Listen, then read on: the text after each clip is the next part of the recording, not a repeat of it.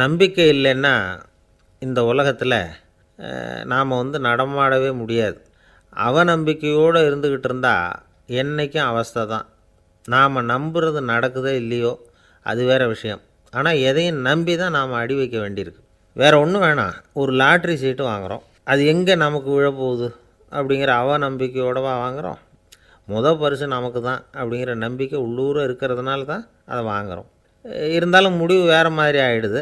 அதுக்காக மனசு சோர்ந்து போகிறதில்ல, அடுத்த மாதமும் சீட்டு வாங்குகிறோம். இந்த நம்பிக்கை தான் மனித வாழ்க்கைக்கு ஆதாரம். ஒரு கடையில் போய் டீ சாப்பிட்றீங்க, அந்த டீ நல்ல டீ தானா, அதில் விஷம் கலந்துருக்குமா அப்படிங்கிற சந்தேகம் வந்துட்டுதுன்னு வச்சுங்க. அதுக்கப்புறம் அதை எப்படி நீங்கள் சாப்பிட முடியும்? நம்பி தான் சாப்பிட்ணும். ரயில் ஒழுங்காக போய் சேருங்கிற நம்பிக்கை இருக்கிறதுனால தான் அதில் ஏறி உட்காடுறோம். லெட்டர் ஒழுங்காக போய் சேருங்கிற நம்பிக்கை இருக்கிறதுனால தான் பெட்டியில் போடுறோம். சரி, நம்ம கதையெல்லாம் நம்மளோட இருக்கட்டும். மனித நம்பிக்கை எந்த அளவுக்கு உறுதியாகவும் அறிவுபூர்வமாகவும் இருக்கணுங்கிறதுக்கு அலெக்சாண்டர் வாழ்க்கையில் நடந்த ஒரு சம்பவத்தை உதாரணமாக சொல்லலாம். இந்த உலகத்தையே ஜெயிக்கணும்னு புறப்பட்டார் அலெக்சாண்டர். ஒரு கட்டத்தில் அவர் சிட்னஸ் நதி கரைக்கு சேர்ந்தார். அந்த சமயத்தில் அவருக்கு கடுமையான நோய் வந்துட்டுது. அவர் கூடவே வந்திருந்த கிரேக்க வைத்தியர்கள் என்னென்னமோ முயற்சியெல்லாம் பண்ணி பார்த்தாங்க. இருந்தாலும் அலெக்சாண்டருக்கு வந்திருக்கிறது என்ன நோய்ங்கிறத அவங்களால கண்டுபிடிக்க முடியல. ஏன்னா அந்த பகுதியில் உள்ளவங்களுக்கு மட்டுமே அதிகமாக வரக்கூடிய ஒரு வினோதமான நோயாக இருந்தது அது. ஆனால் அவர் இருக்கிற இடம் எதிரியோட இடம், பாரசீக மன்னனோட ஆளுகைக்கு உட்பட்ட இடம். என்ன பண்ணுறது அப்படின்னு எல்லாரும் யோசனை பண்ணாங்க. பாரசீக மன்னனோட அரண்மனையில் இருக்கிற வைத்தியர் வந்தால் இந்த நோயை குணப்படுத்தி விடுவார் அப்படின்னு சொன்னாங்க. இருந்தாலும் எதிரியோட நாட்டில் இருக்கிற வைத்தியரை கூப்பிட்டு எப்படி நம்பி வைத்தியம் பார்க்க சொல்கிறது அப்படின்னு சொல்லி எல்லோரும் தயங்கினாங்க. ஆனால் அலெக்சாண்டர் தயங்கலை. பரவாயில்ல, அழைச்சிட்டு வாங்கன்னு விட்டார். உடனே அவரை போய் அழைச்சிட்டு வந்துட்டாங்க. அவர் வந்தார். அலெக்சாண்டர் உடம்பை பரிசோதனை பண்ணி பார்த்தார். சரி, இதை குணப்படுத்தி விடலாம், பயப்பட வேண்டியதில்லை. ஆனால் இதுக்கு ஒரு மூலிகை ரசம் தயார் பண்ணி கொடுக்கணும். நான் போய் அதை தயார் பண்ணிவிட்டு 2 நாளில் திரும்பி வந்துடுறேன் அப்படின்னு சொல்லிவிட்டு போனார் அந்த வைத்தியர். அதே மாதிரி 2 நாளில் திரும்பி வந்தார் மூலிகை ரசத்தோட. இதுக்கு இடையில் அலெக்சாண்டரோட தளபதிகளில் ஒருத்தர் ரகசியமாக ஒரு எச்சரிக்கை கடிதம் கொடுத்து அனுப்பியிருக்கிறான். அதை வாங்கி என்ன விஷயம்னு பார்த்தார். இப்போ உங்ககிட்ட வந்திருக்கிற எதிரி நாட்டு வைத்தியரை நம்பாதீங்கோ, அவன் கொண்டுகிட்டு வந்திருக்கிற மூலிகை ரசத்தில் விஷம் கலந்துருக்குது அப்படின்னு அதில் எழுதியிருக்கு. அதை பார்த்தார் அலெக்சாண்டர். இருந்தாலும் கொஞ்சம் கூட அலட்டிக்கலை. வைத்தியர் கொடுத்த மருந்தை வாங்கி கடகடன்னு குடிச்சுட்டு அதுக்கப்புறம் அந்த கடிதத்தில் இருந்த விஷயத்தை அந்த வைத்தியர்கிட்ட சொன்னார். வைத்தியர் திகைச்சு போயிட்டார். தன் மேலே அலெக்சாண்டர் வச்சுருக்கிற நம்பிக்கையை பார்த்து அவருக்கு ரொம்ப வியப்பு. வைத்தியர் உண்மையிலேயே நல்ல மருந்து தான் கொண்டுகிட்டு கொடுத்துருக்கிறார், அதில் விஷம்லாம் எதுவும் கலக்கலை. அதுக்கப்புறம் அலெக்சாண்டர் அந்த வைத்தியரை பார்த்து சொன்னாராம், நம்பிக்கைங்கிற அச்சாணியை ஆதாரமாக வச்சுக்கிட்டு தான் இந்த உலகம் சுற்றிக்கிட்டு இருக்குது. எனக்கு எதிரியாக இருந்தாலும் பாரசீக மன்னர் ரொம்ப பெரியவர்.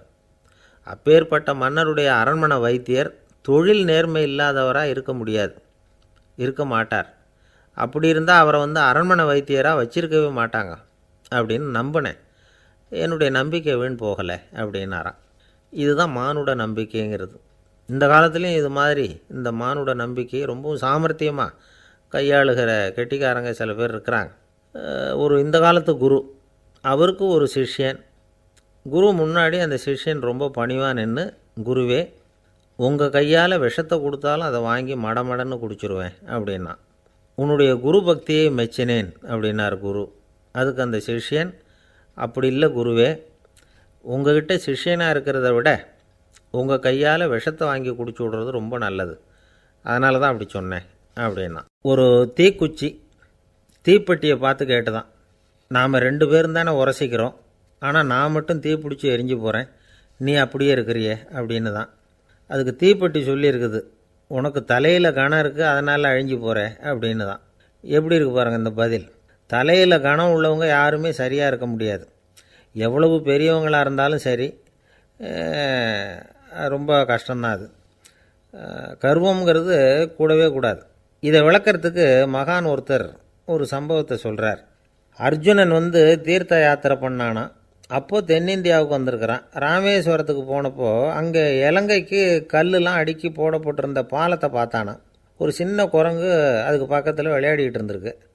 அதை பார்த்துட்டு அர்ஜுனன் சிரிச்சிருக்கான். ஏன் சிரிக்கிறேன்னு கேட்டிருக்கு அந்த குரங்கு. ராமன் மிகச்சிறந்த வில் வீரன். அப்படி இருக்கிறப்போ அவன் இலங்கைக்கு அம்புகளாலேயே ஒரு பாலம் கட்டியிருக்கலாம். அதை விட்டுட்டு போயும் உன்ன மாதிரி குரங்குகளை துணையாக வச்சுக்கிட்டு இப்படி ஒரு கருங்கல் பாலத்தை கட்டியிருக்கிறானே அப்படின்னு நானா. அம்புகளால் பாலம் கட்ட முடியுமா அப்படின்னு கேட்டுதான் குரங்கு. ஏன் முடியாது, என்னால் முடியுமேன்னு இருக்கான் அர்ஜுனன். அம்பால் பாலம் கட்டலாம், இருந்தாலும் என்ன மாதிரி குரங்குகள் ஏறி நடந்தால் அது தாங்குமா? அதனால தான் ராமர் கருங்கல் பாலமே கட்டினார் அப்படின்றது குரங்கு சொல்லிச்சான். அப்படியே சொல்கிற, நான் வேணும்னா இப்போ அம்புகளாலேயே ஒரு பாலத்தை கட்டுறேன், நீ அது மேலே ஏறி நடந்து பார். பாலம் விழுந்துட்டுதுன்னா நான் தீ மூட்டி அதில் குதித்து உயிர் தியாகம் பண்ணிவிடுறேன் அப்படின்னு நான் ரொம்ப கோபமாக. உடனே அந்த சின்ன குரங்கு பெரிய உருவம் எடுத்துட்டு தான் கையில் கதையோடு அர்ஜுனன் முன்னாடி நிற்கிறான் அனுமன். பார்த்தா, என்னுடைய தலைவர் ராமரையா இழிவாக பேசுகிற, நீ இப்போ பாலம் கட்டு, நான் என்னுடைய பலத்தை காட்டுறேன் அப்படின்னு அனுமன். அர்ஜுனன் தன்னுடைய காண்டிபத்தை எடுக்கிறான், சரமாரியாக அம்புகளை விடுறான். அதெல்லாம் ஒன்றோட ஒன்று கோத்துக்கிட்டு அப்படியே பாலம் மாதிரி நிற்கிது. அர்ஜுனன் தலை நிமிர்ந்து நின்னான். அனுமன் உயர கிளம்பி அங்கேருந்து பாலத்தில் பொத்துன்னு இறங்கினான். பாலம் அப்படியே நொறுங்கி போச்சு தூள் தூளாக. என்ன அர்ஜுனா, இப்போ என்ன செய்ய போகிற அப்படின்னு நான் ஏளனமா. அர்ஜுனன் தலையை தொங்க போட்டுக்கிட்டான். சொன்னபடி தீ மூட்டி அதில் குதிக்கிறதுக்காக 3 தடவை சுற்றி வந்தான். அப்போது கிருஷ்ணர் அங்கே வந்தார். என்ன அர்ஜுனா, என்ன நடக்குது, என்ன இது அப்படின்னு ஒன்றும் தெரியாத மாதிரி கேட்டார்.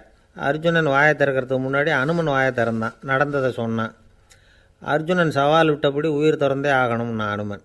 கிருஷ்ணர் யோசனை பண்ணார். நல்லது, இந்த சவால் விட்டதுக்கும் நடந்ததுக்கும் யார் சாட்சி? பெரிய ஒருத்தரை சாட்சியாக வச்சுக்கிட்டல்லவா நீங்கள் இந்த போட்டியை நடத்தியிருக்கணும் அப்படின்னார். அதனால் என்ன, இப்போ மறுபடியும் அந்த போட்டியை நடத்திவிட்டா போச்சு, என்னால் அந்த அம்பு பாலத்தை நொறுக்க முடியாதா அப்படின்னு அனுமன். சரி, இப்போ மறுபடியும் அது நடக்கட்டும்னார் கிருஷ்ணர். அர்ஜுனன் அம்பு பாலம் அமைச்சான். அனுமன் ஏறி குதிச்சான். பாலம் அசைஞ்சு கொடுக்கவே இல்லை, அவ்வளோ உறுதியாக இருக்குது. இப்போ அனுமன் தலையை குனிஞ்சிக்கிட்டான். அர்ஜுனன் நன்றியோடு நிமிர்ந்து பார்த்தான். கிருஷ்ணருடைய தோள்கள்லேயும் முதுகள்லேயும் ரத்தம். என்ன சுவாமி, என்ன நடந்ததுன்னு நான் பதறி போய், உன் அம்பு பாலத்தை நான் தான் முட்டு கொடுத்து தாங்கிக்கிட்டு இருந்தேன். அனுமன் குதித்தப்போ என் மேலே ஏற்பட்ட காயங்கள் இவை. பின்ன உன்னுடைய அம்பு பலத்தினாலேயா பாலம் நின்றுதுன்னு நினைக்கிற அப்படின்னாராம். முதல்ல அர்ஜுனன் அப்புறம் அனுமன் 2 பேருக்குமே கர்வ பங்கம் ஆகிட்டு தான். அதாவது அவங்கக்கிட்ட இருந்த கர்வம் போயிட்டுது. யாராக இருந்தாலும் கர்வம் கூடாதுங்கிறத இதிலேருந்து நாம் புரிஞ்சுக்கணும். இந்த காலத்தில் நாமெல்லாம் எந்த விஷயத்துக்கெல்லாம் கர்வப்பட்டுருக்கோம் தெரியுமா? 2 பெண்கள் தங்களுடைய கணவன்மார்களை பற்றி ரொம்ப பெருமையாக பேசிக்கிட்டாங்களாம். அதில் ஒரு அம்மா சொல்லியிருக்கு, என் வீட்டுக்காரர்கிட்ட எந்த சப்ஜெக்ட் கொடுத்தாலும் சரி அந்த விஷயத்தை பற்றி அழகாக 1 மணி நேரம் பேசுவார் அப்படின்னாங்களாம். உடனே இன்னொரு அம்மா, அது என்ன பிரமாதம், என் வீட்டுக்காரருக்கு சப்ஜெக்டே தேவையில்லை, விஷயமே இல்லாமல் நாள் பூரா பேசிக்கிட்டு இருப்பார் அப்படின்னாங்களாம். ஒரு காடு, நல்ல மரம்லாம் செழிச்சு இருந்தது. அப்படிப்பட்ட காட்டில் ஒரு சாது இருந்தார். அவர் எப்படின்னா எப்பவும் ஒரு மரத்தடியில் உட்காந்துருப்பார். ஏன்னா அவருடைய இருப்பிடமே அதுதான். அவர் என்ன பண்ணுவார், 3 கல் வச்சுருந்தார். செங்கல் மாதிரி இருக்கும், ஆனால் அதை விட கொஞ்சம் பெருசாக இருக்கும். எதுக்கு அந்த 3 கல்லுன்னா அதுதான் அவருடைய படுக்கை. அதாவது தூங்குறப்ப ஒரு கல்லை தலைக்கு கீழே வச்சுக்குவார், இன்னொரு கல்லை இடுப்புக்கு கீழே வச்சுக்குவார், இன்னொரு கல்லை காலுக்கு கீழே வச்சுக்குவார். உடம்பை அப்படியே ஒரு தகட்டால் மூடிக்குவார், அப்படியே தூங்கி போடுவார். மழை பெய்யுதுன்னு வச்சுங்க, அவர் உடம்பு 3 கல் மேலே இருக்குதா, அதனால் தண்ணி அடியில் ஓடி போடும், உடம்பு நனையாது. மேலே தகடு இருக்கிறதுனால மழையும் உடம்புல படாது. அவர் தூக்கமும் கெடாது, நிம்மதியாக தூங்குவார். பகலில் அந்த 3 கல்லையும் ஒரு சேர ஒரு அடுப்பு மாதிரி வச்சு அது மேலே உட்காந்துக்குவார். அதனால் பாம்பு பூச்சி எதுவும் அவரை தொந்தரவு பண்ணுறதில்ல, அது பாட்டுக்கு நடந்து போயிடும். அவர் பாட்டுக்கு நிம்மதியாக இருப்பார். யாராவது எதையாவது கொண்டுகிட்டு கொடுத்தா அதை வாங்கி சாப்பிடுவார், அவ்வளவுதான். ஒரு நாள் அந்த நாட்டு அரசன் காட்டுக்கு வேட்டையாட வந்தான். அந்த வழியாக வந்தப்போ இந்த சாது படுத்துருக்கிறத பார்த்தான், பரிதாபப்பட்டான். ஐயோ பாவம், இவர் இப்படி இந்த கல் மேலே உடம்பை வச்சுக்கிட்டு தூங்குறாரே, என்ன பாடுபடுவார், இவரை நாம் அரண்மனைக்கு அழைச்சிட்டு போய் சுகமாக நிம்மதியாக இருக்கிறதுக்கு வழி செஞ்சு கொடுப்போம், அது ரொம்ப நல்லாயிருக்கும் அப்படின்னு நினச்சான். அப்படி நினச்சிக்கிட்டே அரண்மனைக்கு வந்துட்டான். அதுக்கப்புறம் ஒரு பல்லக்கையும் 2 சேவகர்களையும் காட்டுக்கு அனுப்பி அந்த சாதுவை மெதுவாக இங்கே அழைச்சிட்டு வந்துடுங்க அப்படின்னு சொல்லி அனுப்பி வச்சான். இவங்க போய் அவர்கிட்ட விவரத்தை சொன்னாங்க. எனக்கு என்னத்துக்கு அரண்மனை வாசம் அப்படின்னார். இருந்தாலும் மன்னர் உத்தரவு, நீங்கள் அவசியம் வரணும் அப்படின்னாங்க இவங்க. சரின்னு சொல்லிவிட்டு வேறு வழி இல்லாமல் புறப்பட்டார். புறப்படும் பொழுது என்ன பண்ணாருன்னா, மறக்காமல் அந்த 3 கல், ஒரு தகடு அதையும் எடுத்து பல்லக்கில் வச்சுக்கிட்டார். என்னத்துக்கு இதையெல்லாம் எடுத்து வைக்கிறாரு அப்படின்னு சொல்லி அவங்க யோசனை பண்ணாங்க. இருந்தாலும் அதை பற்றி ஒன்றும் கேட்கல. பேசாமல் அவரை அழைச்சிட்டு போய் அரண்மனையில் விட்டுட்டாங்க. அரசன் ஓடி வந்தான், வரவேற்றான், அறுசுவை உணவு படைத்தான். அவர் படுக்கிறதுக்கு தங்க கட்டில், பட்டு மெத்தை, இப்படி எல்லாம் ஏற்பாடு பண்ணி வச்சான். இங்கே படுத்து ஓய்வு எடுத்துங்க அப்படின்னு சொல்லிவிட்டு அவன் பாட்டு போயிட்டான். மறுநாள் காலையில் வந்து பார்க்குறான், சாது படுத்துருக்கிறார். எப்படி தெரியுமா? அந்த பட்டு மெத்தை மேலே 3 கல்லையும் வச்சு வழக்கம் போலவே அது மேலே படுத்துருக்கிறார். அதுக்கு மேலே தகடு. அரசன் பார்த்துட்டு அதிர்ச்சி ஆகிட்டான். என்ன சுவாமி இப்படி அப்படின்னா, சாது சொன்னார், எனக்கு தேவையும் இல்லை குறையும் இல்லை, எல்லா இடத்துலையும் எனக்கு ஒரே மகிழ்ச்சி தான் அப்படின்னார். மகிழ்ச்சிங்கிறது தங்க கட்டிலேயோ பட்டு மெத்தையிலேயோ இல்லை, அது மனசில் இருக்கிற ஒரு விஷயம். உண்மையான மகிழ்ச்சிக்கு வழி மனப்பக்குவம் அப்படிங்கிறது அந்த அரசனுக்கு புரிஞ்சுதான். இந்த காலத்தில் ஒரு சாமியார், அவரை தேடி ஒரு சீடன் வந்தான். என்னாச்சு தெரியுமா? சுவாமி, எனக்கு நிம்மதி வேணும், அதுக்கு என்ன வழின்னு கேட்டான். சாமியார் நிமிர்ந்து பார்த்தார். அப்புறம் சொன்னார், நீ ஏகப்பட்ட பேர்கிட்ட கடன் வாங்கியிருக்கிற, அதையெல்லாம் திருப்பி கொடுத்தா தான் உனக்கு நிம்மதி கிடைக்கும்னார். இவனுக்கு ஆச்சரியம். அது எப்படி சாமி, அவ்வளவு கரெக்டாக நான் கடன் வாங்கினதை கண்டுபிடிச்சிங்க அப்படின்னா, உனக்கு கடன் கொடுத்து சாமியாராக போனதே நான் தான்ப்பா, அதனால தான் இந்த கதிக்கு வந்தேன். என்கிட்டயே நிம்மதிக்கு வழி கேட்குறிய, அதுதான்டா வேதனை அப்படின்னாராம் அவர். ஒரு குரு, இளம் சீடர்கள் எதிரில் உட்காந்துருக்கிறாங்க. குரு பாடம் நடத்திக்கிட்டு இருக்கிறார். சீடர்களுக்கு ஒரு ஆசை, அதாவது ஒரு முக்கியமான மந்திரத்தை நம்ம குருநாதர்கிட்ட இருந்து கற்றுக்கணும் அப்படிங்கிறது அவங்க ஆசை. அது என்ன மந்திரம்னா, இறந்தவரை உயிர்ப்பிக்கக்கூடிய புனித மந்திரம், அதாவது செத்தவங்களுக்கு மீண்டும் உயிர் உண்டாக்குகிற மந்திரம். குருவே, தயவு பண்ணி அந்த மந்திரத்தை எங்களுக்கு உபதேசிக்கணும் அப்படின்னு கேட்டாங்க. அது ரொம்ப ஆபத்தானது, அது என்னத்துக்கு உங்களுக்கு வேண்டாமேன்னாராம் குரு. எங்களுடைய நம்பிக்கை உறுதிப்படுறதுக்காகத்தான் கேட்குறோம், வேற ஒன்றும் இல்லை அப்படின்னாங்களாம் சீடர்கள். பக்குவப்படாத அறிவுங்கிறது ரொம்ப ஆபத்தானது அப்படின்னாராம் குரு. இது சீடர்களுக்கு புரியல. அது எப்படிங்க பக்குவப்படாத அறிவு ஆபத்தானதுன்னு சொல்கிறீங்க, அப்படின்னா என்ன அப்படின்னு கேட்டிருக்காங்க சீடர்கள். குரு அதுக்கு விளக்கம் கொடுத்தாராம். அந்த மந்திரத்தை எப்போ பயன்படுத்தணுங்கிறது முக்கியம். அதை அறியக்கூடிய ஞானம் ஏற்படுகிற வரைக்கும் அதை தெரிஞ்சுக்காமல் இருக்கிறது தான் நல்லது, இல்லைன்னா ஆபத்துன்னாராம். ஆனால் அந்த சீடர்கள் அதை கேட்குற மாதிரி இல்லை, ரொம்ப பிடிவாதம் பண்ண ஆரம்பிச்சிட்டாங்க. சரி வாங்க சொல்கிறேன்னார் குரு. எல்லோரும் வந்தாங்க. அந்த புனித மந்திரத்தை அவங்களுக்கு ரகசியமாக உபதேசம் பண்ணார். உபதேசம் பண்ணிவிட்டு அவங்களுக்கு எச்சரிக்கையும் கொடுத்தார். இந்த மந்திரத்தை நல்லா ஆராய்ச்சி பார்த்ததுக்கு அப்புறம்தான் உச்சரிக்கணும், அவசரப்பட்டு எதுவும் செஞ்சிடக்கூடாது அப்படின்னு ஒரு தடவைக்கு பல தடவை எச்சரிக்கை கொடுத்தார். சரின்னு சொல்லிவிட்டு அவங்கெல்லாம் மந்திரத்தை கற்றுக்கிட்டு எழுந்திரிச்சு போயிட்டாங்க. ஒரு நாள் அந்த சீடர்கள் எல்லாம் மணற்பாங்கான இடத்துல அப்படியே நடந்து போயிட்டுருக்கிறாங்க. ஒரு பாலைவன பகுதி மாதிரி ஒரு இடம். அங்கே ஒரு இடத்துல எலும்புகள் குவியலாக கிடந்தது. உடனே இந்த சீடர்கள் முன்ன பின்ன யோசிக்காமல், தியானமும் பண்ணாமல், அந்த மந்திரத்தோட பயனை சோதித்து பார்க்கணும் அப்படின்னு நினச்சிக்கிட்டு அந்த மந்திரத்தை உச்சரிக்க ஆரம்பிச்சிட்டாங்க. அவ்வளோதான். உடனே என்னாச்சு தெரியுமா? அந்த எலும்புகள் எல்லாம் ஓநாய்களாக மாறி அவங்கள துரத்த ஆரம்பிச்சிட்டுது. சீடர்கள் எல்லாம் தலைதெறிக்க ஓட ஆரம்பிச்சிட்டாங்க. ஓநாய்களும் விடலை, அவங்கள துரத்தி பிடிச்சி கடித்து குதற ஆரம்பிச்சிட்டுது. அப்போ தான் அந்த சீடர்களுக்கு குரு சொன்ன அறிவுரையோட அர்த்தம் புரிஞ்சுது. பக்குவப்படாத அறிவு ஆபத்தானது அப்படிங்கிறது. அதனால் இதிலேருந்து நாம் தெரிஞ்சுக்க வேண்டியது என்னென்னா, நாம் நம்ம அறிவை வளர்த்துக்கிட்டால் மட்டும் போதாது, அந்த அறிவை எப்போ எப்படி பயன்படுத்தணும் அப்படிங்கிற பக்குவமும் நமக்கு வரணும். அப்போ தான் வாழ்க்கை நல்லபடியாக அமையும், இல்லைன்னா இடைஞ்சல் தான். இந்த காலத்தில் சில சின்ன பிள்ளைங்களுக்கே அறிவு ரொம்ப பக்குவப்பட்டிருக்குங்கிறத உணர முடியுது. ஒரு சின்ன பையன் பள்ளிக்கூடத்தில் மார்க் லிஸ்ட்டு கொடுத்தாங்க, வாங்கிக்கிட்டு அவசரமாக வீட்டுக்கு ஓடினான். எதிரில் வந்த ஒருத்தர் கேட்டார், என்ன அவசரம், ஏன் இப்படி வேகமாக ஓடுறேன்னார். எங்கள் அம்மாக்கிட்ட அடி வாங்கணும், அதுக்காக தான் ஓடுறேன்னா.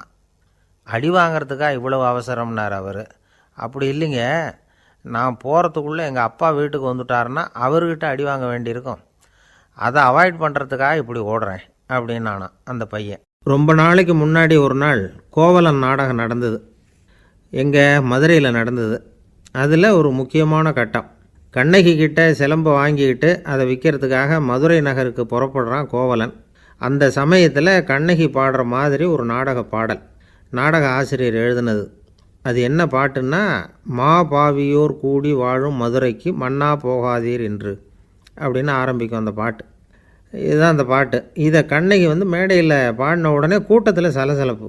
நம்ம ஊர்லேயே நமக்கு முன்னாடியே நின்றுக்கிட்டு மா பாவியோர் கூடி வாழும் மதுரை அப்படின்னு சொல்கிறாங்களே, என்ன தைரியம் அப்படின்னு எல்லாம் குழப்பம் பண்ண ஆரம்பிச்சிட்டாங்க. மக்கள் சத்தம் போட ஆரம்பிச்சிட்டாங்க. எதிர்ப்பு குரல் அது பாட்டுக்கு வர வர அதிகமாக போட்டுது. கொண்டுக்கிட்டு வா அந்த நாடக ஆசிரியரை, எழுதுனது யார் அப்படின்னு ஒரே சத்தம், கூச்சல். வேறு வழி இல்லை. மெதுவாக மேடைக்கு வந்தார் அந்த நாடக ஆசிரியர். 4 பக்கத்திலிருந்தும் கேள்வி கணைகள். மக்களை பார்த்து கொஞ்சம் அமைதியாக இருங்கோ அப்படின்னு சொல்லிவிட்டு தன்னுடைய விளக்கத்தை சொல்ல ஆரம்பித்தார் அந்த நாடக ஆசிரியர். மா அப்படின்னு சொன்னால் திருமகளாகிய லட்சுமி அப்படின்னு அர்த்தம். பா அப்படின்னா கலைமகளாகிய சரஸ்வதி. வி அப்படின்னா மலைமகளாகிய பார்வதி. மா பாவியோர் அப்படின்னா திருமகளும் கலைமகளும் மலைமகளும், இவங்க மூவரும் அப்படின்னு அர்த்தம். இந்த 3 பேரும் வாழ்கின்ற மதுரை புனிதம் நிறைந்தது, சகல செல்வங்களும் நிறைஞ்சது. அப்படிப்பட்ட ஊரில் நான் அணிந்து கொள்ளும் இந்த சாதாரண சிலம்பை யார் வாங்கிக்குவாங்க அப்படிங்கிற எண்ணத்தோடு தான் கண்ணகி அப்படி சொல்கிறா. அதை நினச்சி தான் நான் எழுதினேன். ஆகவே மதுரையை ரொம்ப சிரமப்படுத்தணும், ரொம்ப மோசமாக எழுதணும் அப்படிங்கிற எண்ணம்லாம் எனக்கு கிடையாது. பெருமைப்படுத்தணும்னு நினச்சி தான் அப்படி எழுதினேன் அப்படின்னு விளக்கம் கொடுத்தாராம். இந்த விளக்கத்தை கேட்டதும் எல்லாரும் ரொம்ப சமாதானம் ஆகிட்டாங்களாம். இப்படி விளக்கம் கொடுத்த அந்த நாடக ஆசிரியர் யார் தெரியுமா? அவர் தான் தமிழ் நாடக உலகின் முதல் ஆசான் சங்கரதாஸ் சுவாமிகள். அவருக்கு நகைச்சுவை உணர்வும் அதிகம். 1920ஆம் ஆண்டு திருநெல்வேலியில் அவர் தங்கியிருக்கிறார் நாடகம் நடத்துறதுக்காக. அவர் தங்கியிருந்த வீட்டில் கொசு மூட்டைப்பூச்சி அதிகமாக இருந்திருக்கு. அவரால் தூங்கவே முடியல. அவர் அனுபவித்த தொல்லைகள் ஒரு பாட்டாக உருவாச்சு. வேடிக்கையாக ஒரு பாட்டு எழுதினாராம். மூட்டையும் கொசுவும் ஒரு வீட்டிலே மீட்டிங் போட்டால் முன்னே நிற்க யாரால் முடியும்? கொசு மோகன ராகம் போல சத்தம் போட்டு முன்னே நின்று செய்திடும் யுத்தம். இதை மறுநாள் நாடகத்தில் கோமாளி வேஷம் போட்ட ஒரு சிறுவனை விட்டு பாட வச்சுருக்கார். எல்லாரும் சிரித்து ரசித்தாங்களாம். சங்கரதாஸ் சுவாமிகள் கல்யாணமே பண்ணிக்கல, துறவி மாதிரியே வாழ்ந்திருக்கார். தமிழ் நாடக கலைக்கு தன்னையே அர்ப்பணம் பண்ணிட்டவர் அவர். 1922 நவம்பர் மாதத்தில் ஒரு நாள் புதுச்சேரியில் அவர் வாழ்க்கை முடிஞ்சுது. அப்போ அவருக்கு வயசு 55. சங்கரதாஸ் சுவாமிகள் நாடக ஆசிரியர் மட்டும் இல்லை, மேடை நாடக இயக்குனர், தயாரிப்பாளர். அவரே ஒரு சிறந்த நடிகர். ஒரு தடவை சாவித்திரி நாடகத்தில் இவர் யமதர்மனாக வேஷம் போட்டு நடிச்சிருக்கிறார். நாடகம் பார்த்துக்கிட்டு இருந்த கருவுற்ற ஒரு பெண்மணிக்கு பயத்தினால அங்கேயே குழந்தை பிறந்துட்டு தான். அந்த நிகழ்ச்சிக்கு அப்புறம் இவர் இந்த வேஷம் போடுறப்போலாம் ஜனங்களுக்கு முன்கூட்டியே எச்சரிக்கை கொடுக்க ஆரம்பிச்சிருவாராம். அதாவது அப்படி யாராவது பயப்படுறவங்க இருந்தால் கொஞ்சம் கண்ணை மூடிங்க அல்லது எழுந்திரிச்சு போடுங்கன்னு. நடிப்புன்னா அப்படிலாம் இருக்கணும். இந்த காலத்தில் நடிகர் ஒருத்தர் சொன்னார், சார் நான் இந்த நாடகத்தில் நடிக்கிறப்போ முகத்தில் நவரசங்களையும் காட்டி நடித்தேன், உணர்ச்சிகளையெல்லாம் நல்லா காட்டி நடித்தேன். அப்படி இருந்தும் ஜனங்கள் கல் எடுத்து மேடையில் வீசிவிட்டாங்க சார் அப்படின்னார். நாடகத்தில் உங்களுக்கு என்ன வேஷம் அப்படின்னு கேட்டாங்க. அது செத்து கிடக்கிற பணமாக நடித்தேன் சார் அப்படின்னார். என்னுடைய நண்பர் ஒருத்தர், அவருக்கு ஜாதகத்தில் நம்பிக்கை உண்டு. அவரே ஜோசியமெல்லாம் பார்ப்பார். என்ன சார் இந்த காலத்தில் இதையெல்லாம் நம்பிக்கிட்டு இருக்கீங்களேன்னு கேட்டால், உங்களுக்கு ஒன்றும் தெரியாது சார், இந்த உலகத்தில் ஒவ்வொருத்தரும் அவங்கவுங்க செய்கிற நல்லது கெட்டதுக்கு தகுந்த பலனை அனுபவிச்சே தேரணும்பார். அது மட்டும் இல்லை, ஒருத்தன் செத்துட்டா கூட அவன் செஞ்ச பாவ புண்ணியங்கள் கூடவே போயிட்டுருக்கோம்பார். அது எப்படி கூட போவோம் அப்படின்னு குதர்க்கமாக கேட்டால், அதுக்கு அவர் ஒரு கதை சொன்னார். அது ரொம்ப சுவாரஸ்யமாக இருந்தது. ஒரு ஊரில் ஒருத்தர் இருந்தாராம். அவர் ஜோசியம் பார்க்குறதுல ரொம்ப கெட்டிக்காரரு. ஒருத்தருடைய தலைமுடியை மட்டும் அவர்கிட்ட காட்டினா போதும், அதை மட்டும் பார்த்துட்டு அவருடைய ஜாதகத்தையே சொல்லிவிடுவாராம். அப்பேற்பட்ட திறமை. அந்த ஆள் ஒரு சமயம் கன்னியாகுமரி கடற்கரைக்கு போயிருந்துருக்கிறார். அங்கே கரை ஓரமாக ஒரு மண்டை ஓடு கிடந்திருக்கு. அதை எடுத்து பார்த்துருக்கிறார். அந்த மண்டை ஓட்டை வச்சுக்கிட்டே அதோட ஜாதகத்தை அலசியிருக்கிறார். இந்த மண்டை ஓட்டுக்கு உரிய ஆசாமி வாழ்க்கையில் ரொம்ப கஷ்டப்பட்டுருக்கிறான், நிறைய கஷ்டத்தை அனுபவிச்சிருக்கிறான், அது தாங்க முடியாமல் தான் கடலில் விழுந்து தற்கொலை பண்ணிகிட்ருக்கான் அப்படிங்கிறத அவர் கணிச்சுட்டார். இருந்தாலும் இந்த மண்டை ஓடு இன்னமும் அனுபவிக்க வேண்டியது பாக்கி இருக்குது அப்படிங்கிறதையும் அவர் உணர்றார். அது சரி, ஒருத்த உயிரோடு இருக்கிற வரைக்கும் தானே நல்லது கெட்டதை அனுபவிக்க முடியும். செத்ததுக்கு அப்புறமும் பாக்கி இருக்குன்னா அதை எப்படி அனுபவிக்கிறது? இந்த மண்டை ஓட்டுக்கு இன்னும் கொஞ்சம் பாக்கி இருக்குது அப்படிங்கிறது அவருக்கு புரிஞ்சதே தவிர அதோட அர்த்தம் என்னங்கிறது அவருக்கு சரியாக விளங்கலை. சரி, இதை இன்னும் கொஞ்சம் விவரமாக ஆராய்ச்சி பண்ணி பார்ப்போம் அப்படின்னு நினச்சிக்கிட்டு அதை தன்னுடைய வீட்டுக்கு எடுத்துகிட்டு போயிட்டார். அந்த மண்டை ஓட்டை ஒரு பொட்டியில் வச்சு பூட்டினார். தன்னுடைய தனி அறையில் அதை பத்திரமா வச்சுக்கிட்டார். தினமும் ராத்திரி ஆனதும் தன்னுடைய மனைவியை பார்த்து, நீ போய் பூஜை அறையில் தனியாக படுத்துக்கோ அப்படின்னு சொல்லிவிட்டு இவர் தினம் ராத்திரி 12 மணிக்கு பொட்டியை திறந்து பார்ப்பார். மண்டை ஓடு அப்படியே இருந்ததே தவிர இன்னும் கொஞ்சம் பாக்கி இருக்குங்கிறதுக்கு அர்த்தம் அவருக்கு விளங்கலை. அந்த மண்டை ஓட்டுக்கு இன்னும் என்ன பாக்கி இருக்க போகுது. இப்படியே ஒரு 10 நாள் போச்சு. அந்த வீட்டம்மாவுக்கு சந்தேகம் வந்துட்டுது.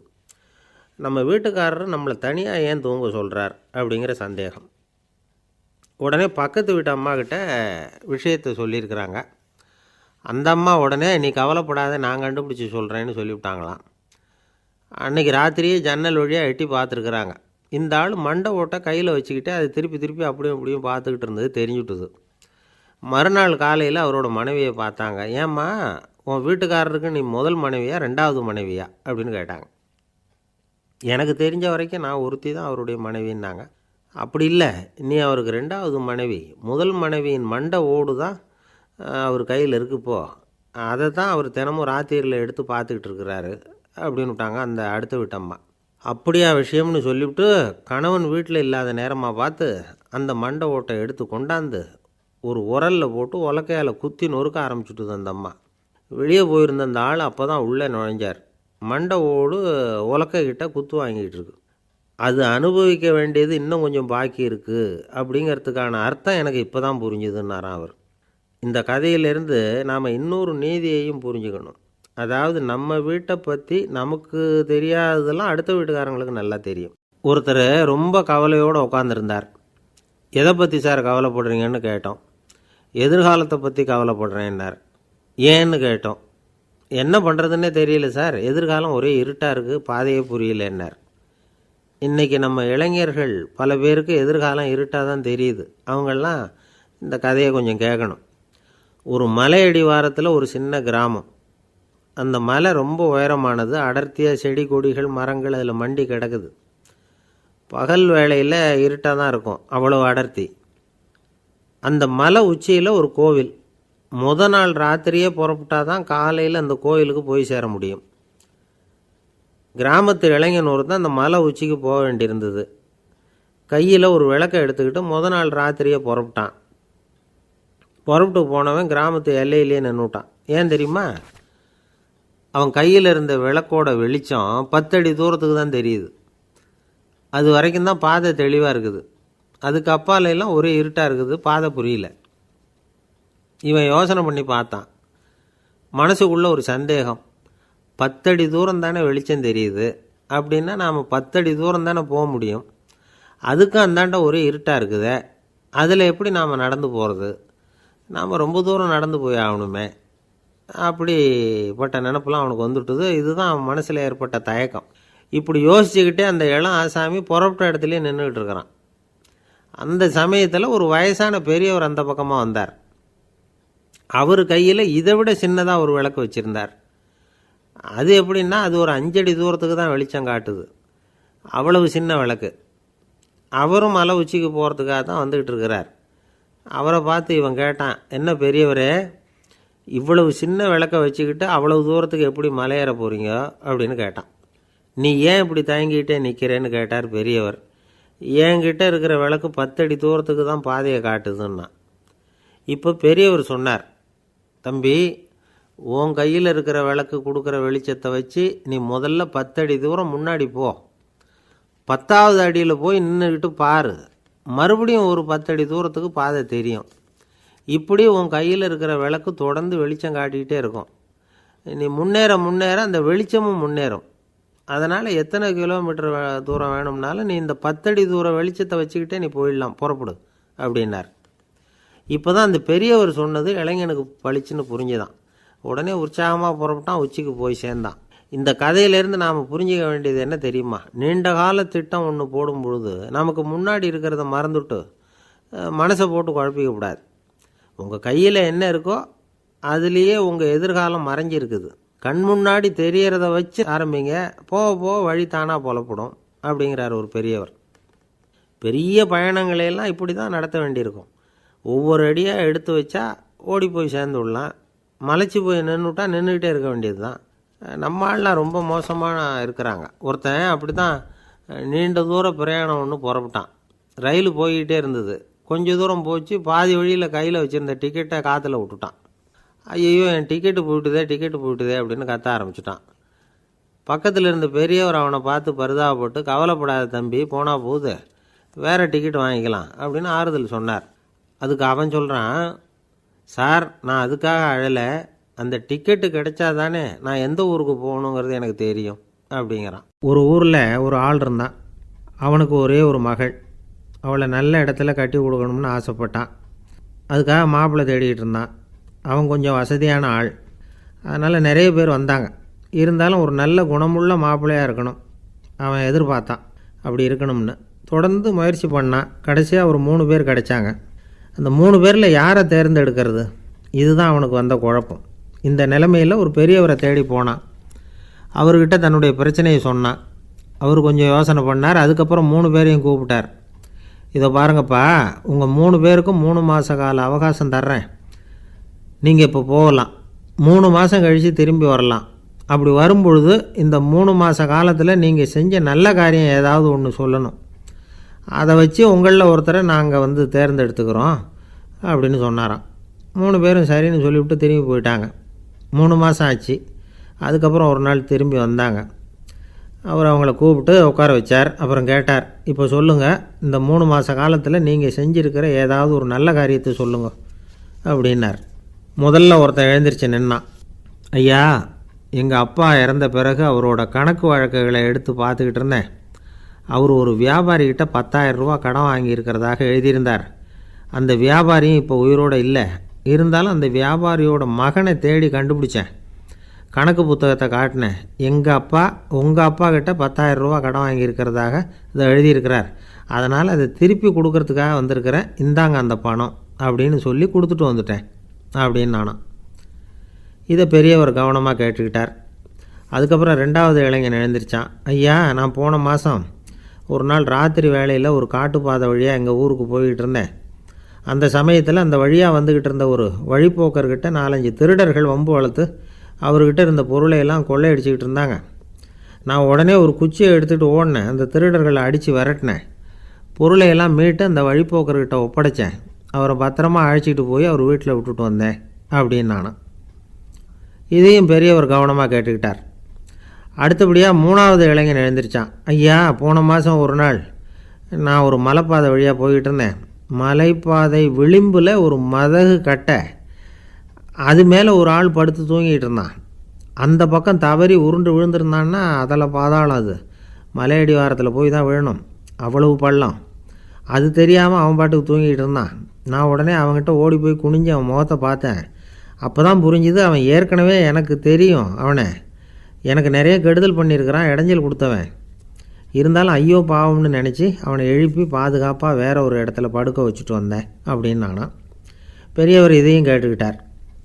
அதுக்கப்புறம் அவங்க 3 பேரையும் பார்த்து, நீங்கள் போகலாம், நாங்கள் யோசித்து முடிவு பண்ணி உங்களுக்கு சொல்லி அனுப்புகிறோம் அப்படின்னாராம். அந்த இளைஞர்கள் புறப்பட்டு போயிட்டாங்க. அதுக்கப்புறம் அந்த பெண்ணோட அப்பாவை பார்த்து சொன்னார், இந்த 3 பேருமே நல்ல பிள்ளைங்க தான், அதில் ஒன்றும் சந்தேகம் இல்லை. இருந்தாலும் இந்த 3 பேர் செஞ்ச செயல்களையும் ஒப்பிட்டு பார்க்க வேண்டியிருக்கு. முதல் இளைஞன் நேர்மைக்கு எடுத்துக்காட்டாக விளங்குறான். இந்த காலத்தில் இது மாதிரி இளைஞர்களை பார்க்குறது ரொம்ப கஷ்டம்தான். இருந்தாலும் அவன் கடமையை தான் செஞ்சான். 2வது இளைஞன் நல்ல வீரன், தைரியசாலி. ஒரு வீரன் எதை செய்யணுமோ அதைத்தான் இவன் செஞ்சான். இவன் ஒரு லட்சிய மனிதன். 3வது இளைஞன் தன்னுடைய பகைவனுக்கே உதவி செஞ்சுருக்கான். அவன் உயிரை காப்பாற்றியிருக்கிறான். பகைவனுக்கு அருள்வதுங்கிறது ஒரு சாதாரண மனுஷனால் செய்யக்கூடிய காரியம் இல்லை. பகையை மறக்கிறதும் பகைவனுக்கு அருள்வதும் தெய்வீக பண்புகள். அதனால் இவனையே உன்னுடைய மகளுக்கு ஏற்ற மாப்பிள்ளையாக தேர்ந்தெடுக்கலாம் அப்படின்னு சொன்னாங்களாம். ஒரு நல்ல நாளில் அவங்களுக்கு திருமணம் நல்ல விதமாக நடந்து முடிஞ்சுதான். இது சுவாமி சின்மயானந்தர் சொல்லியிருக்கிற ஒரு கதை. இதிலேருந்து நாம் புரிந்து கொள்ள வேண்டிய ஒரு கருத்து, நமக்கு கெடுதல் பண்ணவங்களுக்கும் நாம் நல்லது செய்யணும். ஆனால் நடைமுறையில் அப்படி நம்மளால் செய்ய முடியறதில்ல. அதுதான் சிக்கல். நம்மால் ஒருத்தங்கிட்ட கேட்டேன், ஏண்டா உன்னுடைய பகைவன் ஒருத்தன் அது மாதிரி ஒரு மலைப்பாதை மதகு கட்டையில் படுத்திருந்தா உடனே நீ என்ன நினைப்ப அப்படின்னு கேட்டோம். இது ஒரு அருமையான சந்தர்ப்பம்னு நினைப்பேன் அப்படின்னா. எதுக்குன்னு கேட்டோம்.